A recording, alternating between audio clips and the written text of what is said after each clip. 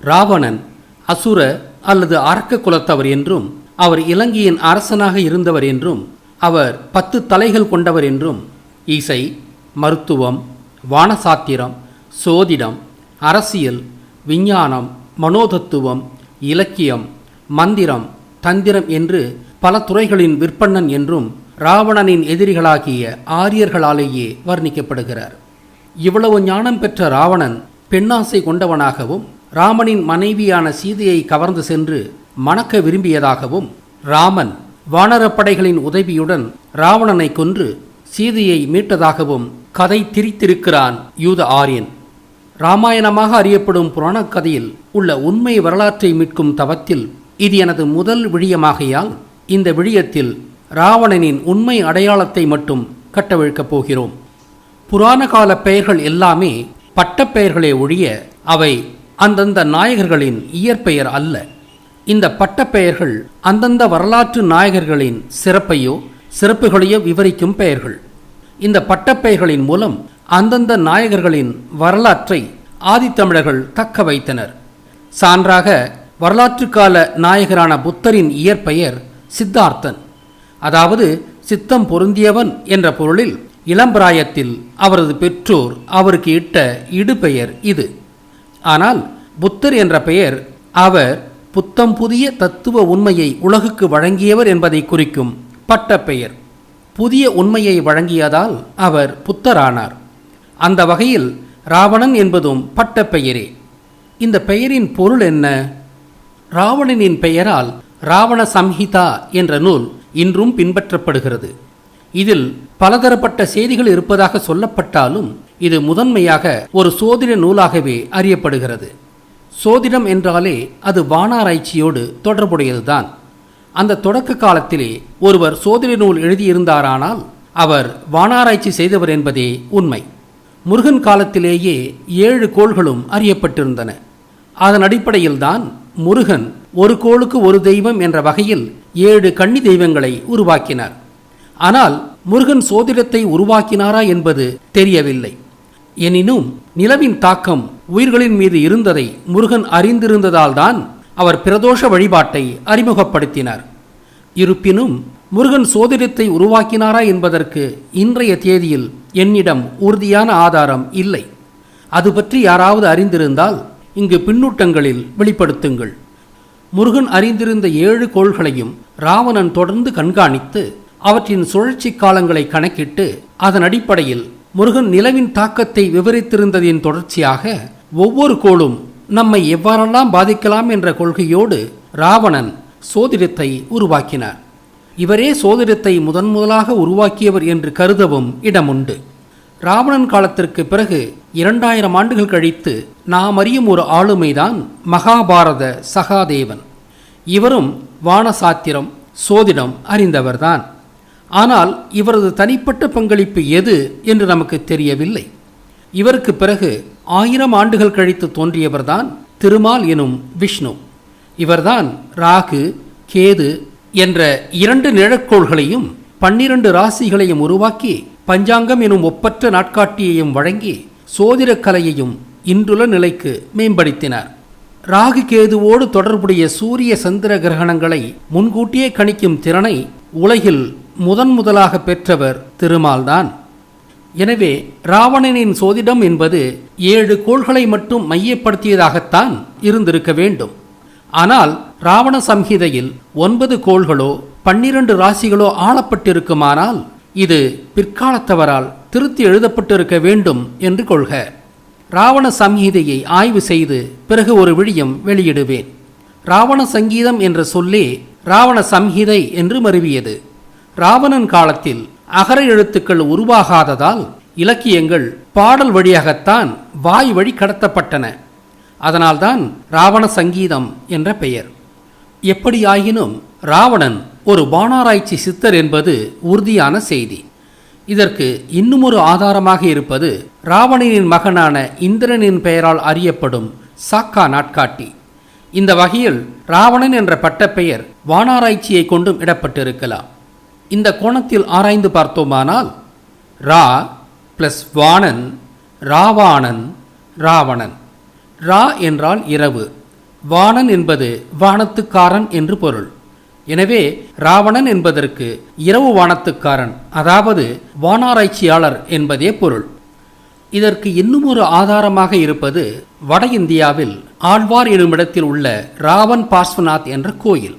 விஷ்ணுவாகிய பார்ஸ்வநாத்தை ராவணன் வழிபட்ட கோயில் என்பதுதான் அந்த கோயிலின் வரலாறாக அவர்கள் சொல்லும் அபத்தமான கதை.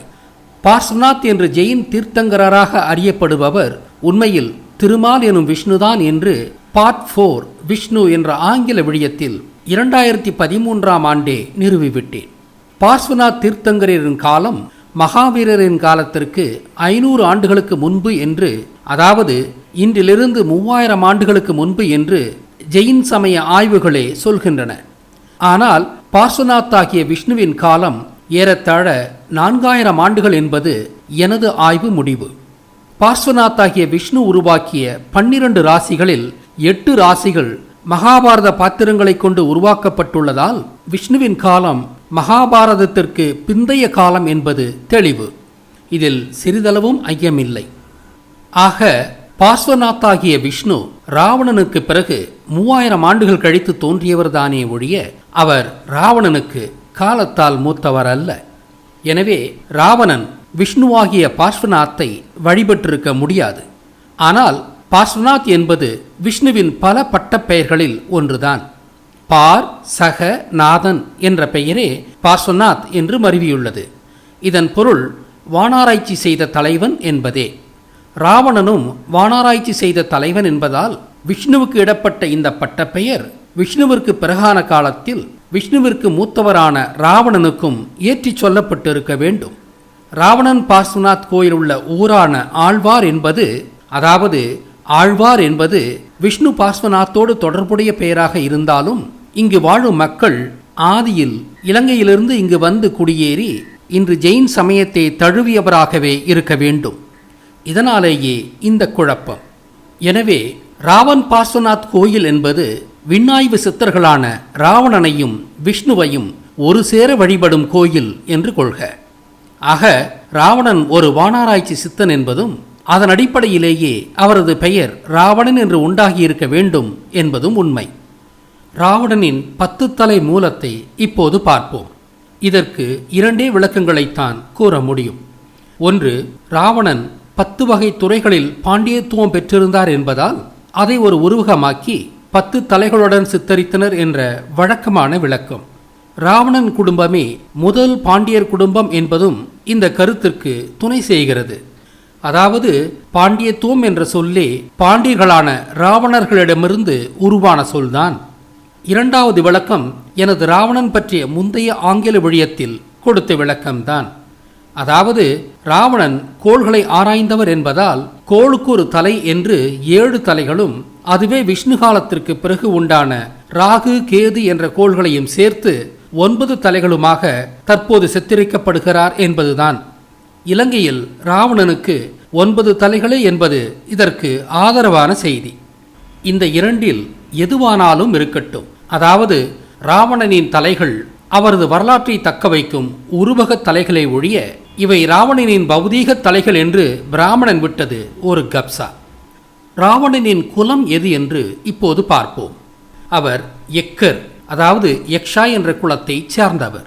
குபேரன் ஒரு யக்ஷா என்பதும் இந்திரனின் வம்சாவளிகளான நேபாள மல்லர் அரசர்களில் ஒருவரின் பெயர் யக்ஷமல்லா என்பதும் ராவணன் ஒரு எக்கர் என்பதற்கான ஆதாரம். எக்கர் என்பவர் மலைவாழ் மக்கள்தான். எனவே ராவணன் என்பவர் பறையர் குறவர் குடிதான். சிவனும் அத்தகையவரே என்பதால்தான் ராவணன் தனது மூதாதையரான சிவனை வழிபட்டார். இலங்கையின் மலைப்பகுதி என்பது கண்டிப்பகுதி என்பதால் இவர் மூலத்தில் கண்டிப்பகுதியைச் சேர்ந்தவர்தான். ஆனால் ராவணன் அரசாண்ட தலைநகர் என்பது இலங்கையின் வடபகுதியில் உள்ள யாழ்ப்பாணம்தான். இதை எப்படி சொல்லுகிறேன்? ராவணனுக்கு முன்பாக இலங்கையை ஆண்டவர் குபேரன்தான். குபேரனிடமிருந்துதான் ராவணன் ஆட்சியை பெற்றார் என்ற செய்தியை கொண்டு ராவணன் ஆண்ட தலைநகரும் யாழ்ப்பாணம் என்றே சொல்லுகிறேன். அப்படியானால் குபேரனின் தலைநகர் யாழ்ப்பாணம் என்பதற்கு என்ன ஆதாரம்? வாஸ்து சாஸ்திரத்தை வகுத்த மாயன், அதாவது ராவணனின் மாமனாரான மாயன், இலங்கையின் வட திசையை குபேர திசை என்றார். குபேரன் இலங்கையின் வடக்கிலிருந்து ஆண்டதால்தான் இந்த வடதிசை குபேரனின் பெயரால் குபேர திசை எனப்பட்டது. ராவணனின் மக்கள் பாட்டிலும் கூத்திலும் சிறந்து விளங்கியவர்கள் என்பதாலும் ராவணன் யாழின் அடுத்த கட்ட வடிவமாக வீணையை கண்டுபிடித்தவர் என்பதாலும் யாழ்ப்பாணம் என்பது யாழ்வாணர்கள் வாழ்ந்த இடம் என்று அதன் பெயரிலிருந்தே தெரிவதாலும் யாழ்ப்பாணமே குபேரனும் ராவணனும் ஆண்ட இலங்கையின் தலைநகர் என்று நிறுவுகிறோம். மலை மக்களாகிய குபேரன் ராவணன் குடும்பங்கள், அதாவது எக்கர்களான அவர்கள் யாழ்ப்பாணம் ஆகிய தரைநகரில் ஏன் வாழ்ந்தனர் என்ற கேள்வி எழுகிறதல்லவா? இராமாயண காலத்தில் விந்திய மலைக்கு தெற்கில் இருந்த இந்திய நிலப்பரப்பையும், அதாவது தென்னிந்தியாவையும் குபேரன் ராவணன் குடும்பமே ஆண்டது. தண்டகாருண்ய பஞ்சவடியில் ராவணனின் படைத்தளபதிகளான கரணும் தூஷனும் ராமனிடம் போரிட்டு தோற்றனர் என்ற செய்தி இந்த உண்மையை மறைமுகமாக உணர்த்துகிறது. ஆனாலும் அப்படிப்பட்ட போர் பஞ்சவடியில் நிகழவில்லை. அதை பிறகு பார்ப்போம். எனினும் தென்னிந்தியாவையும் ராவணனே ஆண்டார் என்பதே இங்கு நாம் உணர வேண்டிய செய்தி. இந்த மிக முக்கியமான செய்தியை குறித்து வைத்துக் கொள்ளுங்கள். ஆக தென்னிந்தியாவிற்கும் இலங்கைக்குமான புவியியல் மையமாக இலங்கையின் வடக்கு பகுதியில் இருந்த யாழ்ப்பாணத்தை தங்களது தலைநகரமாக கொண்டு குபேரனும் ராவணனும் ஆட்சி செய்தனர்.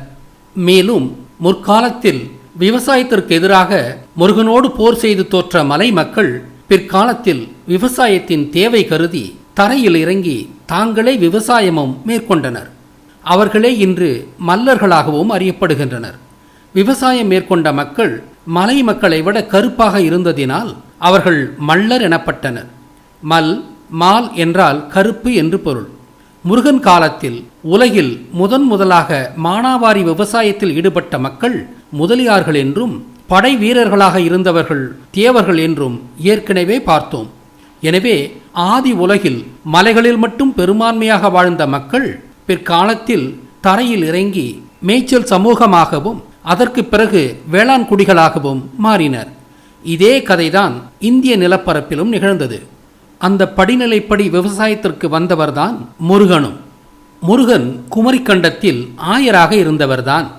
மாட்டுக்கார வேலன் என்ற முருகனின் பட்டப்பெயரும் ஔவைக்கு சுட்டப்பழம் தந்த நிகழ்வும் கார்த்திகை தீப சொக்கப்பனை கொளுத்தும் போது மாட்டு மணிகள் ஒழிக்கப்படுவதும் இதற்கான ஆதாரங்கள். நீரூழிக்கு பிறகு இலங்கையில் குடியேறிய முருகன் விவசாயத்தை தொடங்கினார். ஆனால் மல்லர்களை பொறுத்தவரை மலைகளிலிருந்து கீழிறங்கி நேரடியாக விவசாயத்தை மேற்கொண்டவர்கள்தான். ஏனெனில் குமரிக்கண்ட அழிவிற்கு முன்பாக இலங்கையில் மேய்ச்சல் சமூகம் இருந்ததற்கான ஆதாரம் எனக்கு தெரிந்தவரை ஏதுமில்லை. அப்படி இருக்குமானால் பின்னூட்டங்களில் தெரியப்படுத்த வேண்டுகிறேன். ராவணன் பிராமணனா என்று இப்போது பார்ப்போம். ஆசீவக கோட்பாடுகளின்படி ஆசீவக அமணர்களே பிராமணர்கள். குகைகளில் வாழ்ந்து அம்மன நிலையை அடைந்த சித்தர்களே அமணர்கள் எனப்பட்டனர். அம்மன நிலை என்பது ஐம்புலன்களையும் அடக்கிய நிர்வாண நிலை. அதாவது முக்தியடைந்த சித்தர்களே பிராமணர்கள். பெரிய அமணன், பேரமணன், பிராமணன். ஆக இந்தியாவிற்குள் நுழைந்த யூதர்கள் ஒருபோதும் பிராமணராக மாட்டார்கள். பிராமணன் என்ற சொல்லுக்கு இந்தியாவில் பெரிய மதிப்பிருந்ததால் இந்த சொல்லை திருடி தமது குலப்பெயராக்கி கொண்டனர் யூதர். கௌதம புத்தரும் தங்களை போன்றவர்கள்தான் பிராமணர் என்றும் வந்தேரி யூதன் பிராமணன் இல்லை என்றும் யூதர்களை கடுமையாகச் சாடினார். புத்தர் ஆசீவக மரபில் வந்த சித்தர்தான் என்பதை பிறகு பார்ப்போம். அது மட்டுமல்ல, புத்தர் ராவணனின் வம்சாவளிதான் என்பது இந்திரனை பற்றி சொல்லும்போது உங்களுக்கு புரியும். அதனால் உலகம் போற்றிய சித்தனான ராவணன் ஒரு பிராமணன்தான். ஆனால் இன்றுள்ள யூத பிராமணனை போன்ற பிராமணன் இல்லை அவர். எனவே யூதனான சுப்பிரமணிய சுவாமி ராவணனின் பராக்கிரமங்களுக்கு உரிமை கொண்டாட முடியாது. ஆக ராவணன் பிராமணன்தான். ஆனால் இன்று பிராமணராக அறியப்படும் யூதர்கள் உண்மையில் பிராமணர்களே இல்லை. ராவணன் வடநாட்டில் பிறந்தவர் என்ற சுப்பிரமணிய சாமியின் கூற்றை இப்போது ஆராய்வோம். ராவணன் இலங்கையை ஆண்ட காலத்திற்கு முன்பே சிந்துவெளியில் மக்கள் குடியேறிவிட்டனர். அவர்கள் இலங்கை மற்றும் தென்னிந்திய பகுதிகளிலிருந்து குடியேறியவர்கள். சிந்துவெளி பகுதிக்கும் தமிழக இலங்கை பகுதிகளுக்கும் இராமாயண காலத்திலேயே வணிக தொடர்புகளும் இருந்தன. இதற்கு பல ஆதாரங்கள் உள்ளன. குஜராத்துக்கு அருகே கடலில் மூழ்கிய நகரம் ஏறத்தாழ 9000 ஆண்டு பழமை வாய்ந்தது என்ற செய்தியையும் இங்கு ஒப்பு நோக்கலாம். சமீபத்திய இந்திய ஆய்வாளர்களின் கருத்தும் சிந்துவெளியின் தொடக்க காலம் 8000 ஆண்டுகளுக்கு முன்பு என்பதே. அதாவது சிந்து சமவெளியில் மனித குடியேற்றம் ஏறத்தாழ 8000 ஆண்டுகளுக்கு முன்பே ஏற்பட்டுவிட்டது என்பதே இங்கு செய்தி. ஆனால் கங்கை நதி கழிமுகத்தில் மகாபாரத காலத்தில்தான் குடியேற்றம் ஏற்பட்டது. அதற்கு முன்பு அங்கு மக்கள் வாழ்ந்ததற்கான உறுதியான சான்றுகள் ஏதும் கிட்டவில்லை. சிந்துவெளியில் இராமாயண காலத்திற்கு முன்பே குடியேற்றங்கள் ஏற்பட்டன என்பதற்கும், கங்கை சமவெளியில் இராமாயண காலத்திற்கு வெகு காலத்திற்கு பிறகே குடியேற்றம் ஏற்பட்டன என்ற யதார்த்தத்திற்கும் காரணம் இருக்க வேண்டும் அல்லவா? ஆம், ஆதியில் மக்கள் மலைகளில் மட்டுமே வசித்தனர்.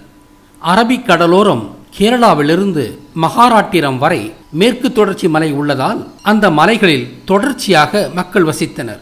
அதனால் அப்பகுதிகளில் கடல்வழி போக்குவரத்தும் வணிகமும் இயல்பானது. ஆனால் கிழக்கிலே அத்தகைய சிறப்பான மலைத்தொடர் கடலுக்கருகில் இல்லாததால் கிழக்கு பகுதியில் மனிதர்களின் நடமாட்டம் அக்காலத்தில் அதிகமில்லை. ஆதலால் கிழக்கின் ஊடாக வடக்கு நோக்கிய மனித பரவல் மகாபாரத காலத்திற்கு பிறகுதான் உண்டானது. அதோடு நெல் விவசாயம் உருவான பிறகே இலங்கை மல்லர்கள் ஆற்று கழிமுகங்களை நோக்கி நகரத் தொடங்கினர். அவர்கள் தமிழகத்தின் தாமிரபரணி ஆற்று கழிமுகத்தில் காட்டை அழித்து நெல் விவசாயம் தொடங்கிய போதுதான் மகாபாரத போர் தொடங்கியது. ஏறத்தாழ அதே காலகட்டத்தில்தான் கங்கை கழிமுகத்திலும் மல்லர்கள் குடியேறினர். அவர்கள் பிற்காலத்தில் பல்கி பெருகி கங்கை ஆற்றின் கரைகளின் ஊடாகவே குடியமர்வுகள் செய்து நேபாளம் வரை சென்றனர். நேபாளத்தில் மல்லர்களின் ஆட்சி நடைபெற்றதை இங்கு நினைவு கூற வேண்டும். நேபாளத்தில் இன்றும் இந்திர விழா கொண்டாடப்படுவதையும் எண்ணி பார்க்க வேண்டும். இவற்றை மேலும் விரிவாக இந்திரனை பற்றி சொல்லும்போது சொல்கிறேன். எனவே இராமாயணத்திற்கு முன்பே வடமேற்கு இந்தியாவிலும், மகாபாரத காலத்திற்கு பிறகு வடகிழக்கு இந்தியாவிலும் இலங்கையைச் சேர்ந்த மக்கள் வாழ்வதால் ராவணன் அவர்களின் வம்சம் என்பதால் வட இந்தியாவில் ராவணன் பிறந்தார் என்ற தவறான செய்தி உலவுகிறது. ஆனால் அது உண்மையல்ல. ராவணன் இலங்கைக்காரரே. ராவணன் விமானம் வைத்திருந்தார் என்ற மரபு வழி செய்தி உண்மைதான். 6 சக்கரத்தை கண்டவர் ராவணனின் மகனான இந்திரனே. எந்திரம் என்ற சொல்லும் இந்திரன் என்ற சொல்லின் மறுவுதான். சக்கரமில்லாத எந்திரம் எது? எனவே இலங்கை விஞ்ஞானத்திலும் தொழில்நுட்பத்திலும் சிறந்து விளங்கிய பூமிதான். அங்கே பறவை வகை விமானம் இருந்தது. இதைத்தான் புஷ்பக விமானம் என்கின்றனர். பறவையின் எலும்புகள் எடையை குறைக்க புல் போன்று உள்ளீடற்றதாக உள்ளதால் பறவைக்கும் புல் என்றே பெயர். புல் வகை, புட்பகை, புட்பக, புஷ்பக. ஆனால் இந்த பறவை வகை புஷ்பக விமானங்கள் பலூன் வகை விமானங்களா, இல்லை தற்கால விமானங்கள் போன்ற ஓடுதளம் தேவைப்படும் விமானங்களா என்பதில் உறுதியான தகவல் இல்லை. மாயன்கள் 3000 ஆண்டுகளுக்கு முன்பே ரப்பர் தொழில்நுட்பம் அறிந்திருந்ததும், மாயன்கள் இலங்கையரின் வம்சாவளிகள் என்பதும், அகத்தியரின் பெயரால் அமில மின்கலம் இருந்ததென்பதும், ராவணனின் சமகாலத்தவர்தான் அகத்தியர் என்பதும், ராவணனுக்கு ஹைட்ரஜன் பலூன் விமானங்களும் இருந்திருக்கலாம் என்று ஊகிக்க முடிகிறது. இலங்கை மாயனின் தொழில்நுட்பத்தோடு மாயன் பிரமிடுகள் கட்டப்பட்டதும், அந்த பகுதியில் நாஸ்கா ஓவியங்கள் வரையப்பட்டுள்ளதும் இலங்கைக்கும் அமெரிக்க பகுதிகளுக்கும் விமான போக்குவரத்து இருந்ததற்கான ஊகத்திற்கு ஆதாரமாக உள்ளன. மாயன் பகுதிகளில் விமானங்கள் போன்ற வடிவங்கள் அகழ்வாய்வில் கிடைத்துள்ளதை இங்கு ஒப்பு நோக்கலாம். அதோடு எகிப்து பிரமிடுகளும் இலங்கையரால் கட்டப்பட்டது என்பதும், அங்கும் விமான வடிவங்கள் பிரமிடுகளில் காணப்படுவதும் இலங்கைக்கும் விமானங்களுக்கும் உள்ள தொடர்பை உறுதி செய்கிறது. குண்டலினி ஓகத்திற்கு குமரிக்கண்டமும் இலங்கையுமே மூலம் என்பதாலும், எகிப்து கடவுளரெல்லாம் குண்டலினி ஓகத்தோடு தொடர்புடையவராதலாலும் எகிப்து பிரமிடு கட்டியவர்கள் இலங்கை தமிழரே என்பது உறுதி. எல்லோரா குகை கோயிலில் ராவணனின் ஜெட் வகை விமானம் செதுக்கப்பட்டுள்ளதை பிரவீன் மோகன் கண்டு சொல்லியுள்ளார். அடுத்ததாக சிங்களவர் ராவணனை தங்கள் இனத்தின் பாரம்பரியம் என்று கருதுவது சரியானதா என்று பார்ப்போம். சிங்களவரின் மூலமான விஜயன் பற்றியும், அவனுக்கும் சிங்கத்திற்கும் உள்ள தொடர்பு பற்றியும், அவனது வம்சாவளிகளுக்கும் பௌத்தத்திற்கும் உள்ள தொடர்பு பற்றியும் ஒரு விரிவான ஆய்வை பிறகு வெளியிடுகிறேன். எப்படியாயினும் சிங்களவருக்கும் ராவணனுக்கும் நேரடி தொடர்பில்லை. ஏனெனில் ராவணன் தமிழன். இதை உறுதி செய்யும் சான்றாக இலங்கையில் குறைந்தபட்சம் 3000 ஆண்டுகள் பழமையான சிந்துவெளி எழுத்தாலும் பிராமி எழுத்தாலும் பொறிக்கப்பட்ட ஒரே வாசகத்தை கொண்ட ஒரே மொழி 2 வகை எழுத்து கொண்ட காசு கண்டெடுக்கப்பட்டுள்ளது. இது சிந்துவெளி எழுத்துமுறை முடிந்து தமிழி உருவான காலத்திய காசு. அதனால்தான் 2 வகை எழுத்துக்களும் பயிலப்பட்டுள்ளன. இதுவல்லாமல் 2300 ஆண்டுகள் பழமையான பல தமிழ் பிராமி எழுத்து பொறிக்கப்பட்ட தொல்பொருட்கள் இலங்கையில் கண்டெடுக்கப்பட்டுள்ளன. எனவே இலங்கையின் பூர்வீக மொழி தமிழே. ஆனால் சிங்கள மொழிக்கு இலக்கணம் வகுக்கப்பட்டதோ 13ஆம் நூற்றாண்டுதான். இது பாலி, பிராகிருதம், தமிழ் ஆகியவைகளின் கலவை மொழிதான். எனவே சிங்களம் இலங்கையின் பூர்வீக மொழி அல்ல. விஜயன் வட இந்தியாவிலிருந்து 2500 ஆண்டுகளுக்கு முன்பு வந்தவன்தான். விஜயன் பௌத்த சாக்கா குலத்தவனாக ஒருவேளை இருந்தாலும் அப்படி இருக்க வாய்ப்புள்ளதாகவே நான் கருதுகிறேன். அவனின் வம்சாவளிகளான சிங்களவர் ராவணனின் பாரம்பரியத்தை நேரடியாக சுவீகரிக்க முடியாது. ராவணனின் வம்சாவளிகளான மாயன்கள், நேபாளிகள், வங்காளிகள், எகிப்தியர்கள், பெர்சியர்கள், சைபீரியர்கள் போன்றோர் எந்த அளவுக்கு ராவணனின் மீது உரிமை பாராட்ட முடியுமோ அந்த அளவுக்கு மட்டுமே சிங்களவர் ராவணன் மீது உரிமை பாராட்ட முடியும். சிங்களவர் இலங்கையில் வாழ்வதால் மட்டும் அவர்களுக்கு ராவணனின் மீது தமிழர்களை விட கூடுதல் உரிமை உண்டாகாது. ராவணன் தமிழன், சிங்களவராகிய நாங்களும் இலங்கை தமிழரின் வம்சாவளிகள்தான். அதனால் எங்களுக்கும் ராவணன் உரிமையானவனே என்ற வகையில் மட்டுமே சிங்களவர் உரிமை கொண்டாட முடியும். ஆக ராவணனின் பாரம்பரியத்திற்கான முற்றுரிமை ராவணனின் மொழியான தமிழில் பேசி அவன் அரசாண்ட பகுதியில் இடைவிடாது தொடர்ந்து வாழும் தமிழருக்கு மட்டுமே உண்டு. இன்று இலங்கையில் கொடூர இனப்பிரச்சினை உள்ளதால்தான் இதை இங்கு வலியுறுத்த வேண்டியுள்ளது. சிகிரியா குன்று ராவணனின் அரண்மனையா? அரச ராவணன் வாழ்ந்தது யாழ்ப்பாணத்தில்தான். அவர் வானாராய்ச்சி சித்தராவார். குன்றுகளில் இருந்துதான் வானாராய்ச்சி செய்ய முடியும். குன்றில்லாத இடங்களில் வானாராய்ச்சி சாத்தியமில்லையாதலால் தான் மெசோ அமெரிக்க சமவெளிகளிலும் எகிப்து, சுமேரிய பாலைவனங்களிலும் இலங்கை மாயனின் வம்சாவளிகளால் பிரமிடுகள் கட்டப்பட்டன. உலக பிரமிடுகள் இலங்கை மாயனின் கட்டடக்கலையால் உருவானவை. ஆனாலும் இலங்கையில் மலைகளும் குன்றுகளும் இருந்ததால்தான் அங்கு பிரமிடுகள் கட்டப்படவில்லை. ஆக இலங்கையில் வானாராய்ச்சி செய்ய பொருத்தமாக அமைந்துள்ள குன்றுதான் சிகிரியா குன்று. இது சிகரம் என்ற தமிழ்ச்சொல்லின் தெரிவுதான். இதன் மீது ஒரு விடுதி அரண்மனை இருந்திருக்கலாம். இது மிகவும் சிறிய குன்றாக உள்ளதால் இங்கு அரசாட்சிக்கான அரண்மனை இருந்திருக்க வாய்ப்பில்லை. ராவணனை சார்ந்த அரச குடும்பங்களும் குறவர் குடிகளும் இங்கிருந்து வானாராய்ச்சியில் ஈடுபட்டிருக்கவே வாய்ப்புகள் அதிகம். ராவணன் அரக்கர் குலமானது எவ்வாறு? யூத பிராமணன் ஒரு வெத்து வேட்டு. அவனிடம் உள்ளவை எல்லாம் மற்றவரிடமிருந்து களவாடப்பட்டவைதானே ஒழிய அவர்களின் சொந்தம் என்று எதுவும் கிடையாது. ஆனால் தமிழர்கள் அனைத்து துறைகளிலும் வல்லவர்களாகவே ஆதி காலங்களில் இருந்துள்ளனர். எனவே தமிழரின் மீது காழ்ப்பு கொள்வது தங்களை மட்டும் கடவுளின் பிள்ளைகளாக கருதிய யூதனின் வழமையாக இருந்தது. இதன் விளைவாக இலங்கை பாண்டியரை வீழ்த்த நடந்த போர்தான் யூதனாகிய ராமனின் இராமாயண போராக அறியப்படுவது.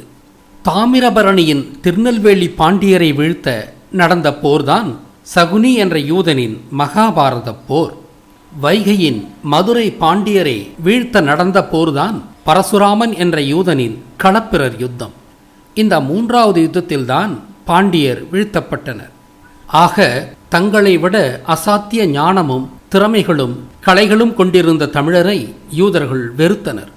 அதனால் சித்த வாழ்முறையால் தமிழர்கள் பெற்ற அசாத்திய திறமைகளை மாயாஜாலம் என்றே கருதினான் யூதன். அரசன் என்ற சொல் யூதனின் வாயால் அரகன் என்று ஒலிக்கும். அதுவே அரக்கன் என்றாகி அது மேலும் மருவி ராக்கன், ராட்சசன் என்றாகியது. அரசு என்ற சொல் அசுர என்று மருவும். எனவே தமிழ் அரசர்கள் யூதனால் அசுரர் என்றும் அழைக்கப்பட்டனர். தமிழரின் மீதிருந்த காழ்ப்பால் தமிழர்களை தீயவர்கள் என்று பட்டம் கட்டி புராணங்களை எழுதி அரக்கர்கள், அசுரர்கள் என்று யூதனால் விளிக்கப்பட்ட தமிழ் அரசர்களை தீயோர் என்றனர் யூதர். அப்பாவி ஈழ விடுதலை வீரர்களை இந்திய யூத பிராமணர்கள் தீவிரவாதிகள் என்று பட்டம் கட்டி அவர்களை திட்டமிட்டு அழித்ததை இங்கு ஒப்பிட்டு பார்க்க வேண்டுகிறேன். இந்தியாவின் ஒரே தீவிரவாதி யூத பிராமணன்தான். உலகின் ஒரே தீவிரவாதி யூதன்தான். அடுத்த தமிழ் விழியத்தில் ராவணனின் மகனான இந்திரனை பற்றி பார்ப்போம்.